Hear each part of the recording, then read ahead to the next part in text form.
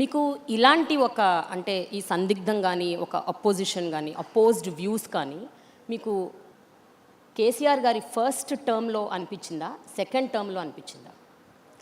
అంటే ఇప్పుడు మీరు గతాన్నే పట్టుకొని వెళ్ళాడాలనుకుంటే నేనేం చేయలేను.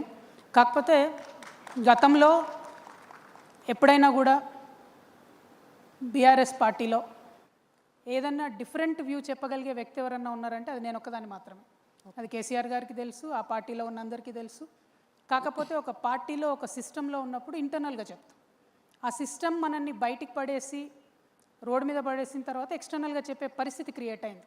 అంతే తప్పితే నా అభిప్రాయాలు మారలేదు, పరిస్థితులు మారినాయి అంతే. నేను అప్పుడు ఇంటర్నల్గా చెప్పింది ఇప్పుడు ఎక్స్టర్నల్గా చెప్పాల్సిన పరిస్థితికి నెట్టివేయబడ్డాను. నేను అనుకోని కోరుకొని తెచ్చుకున్నది కాదు. కానీ ఒక లేడీగా పడకూడని అగచాట్లు పడ్డటువంటి ఒక వ్యక్తిగా నా సంకల్పం అయితే ఒకటే, నాకు ఉన్న మిగిలిన ఈ చిన్న జీవితంలో ప్రజలకు పనికొచ్చే పనులు చేయాలి. అలా చేయాలి అంటే నాకు తెలిసినటువంటి ఒకటే ఒక మార్గం ఒక పొలిటికల్ వేలోనే సాధ్యమవుతుంది. రెవల్యూషన్ అనేది డాక్టర్ బాబాసాహెబ్ అంబేద్కర్ చెప్తారు రాజ్యాంగంలో, ఒక చుక్క రక్తం చిందకుండా నా భారతదేశ ప్రజలందరికీ నేను ఒక విప్లవాత్మకమైన మార్పును తీసుకొని వస్తాను ఈ రాజ్యాంగం ద్వారా అని ఆయన కాన్స్టిట్యూషన్. సో కేవలం ఒక పొలిటికల్ పార్టీ మాత్రమే బ్లడ్ షెడ్ లేకుండా ప్రజల జీవితాల్లో మార్పు తేగలుగుతుంది.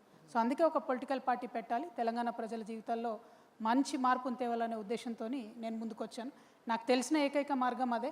కాబట్టి ఆ మార్గంలో నేను ప్రయాణిస్తూ ఉన్నాను. ప్రజలు ఆశీర్వదిస్తారు, దీవిస్తారు, వారి కోసం పనిచేసే అవకాశం ఇస్తారని బలంగా నమ్ముతా ఉన్నాను.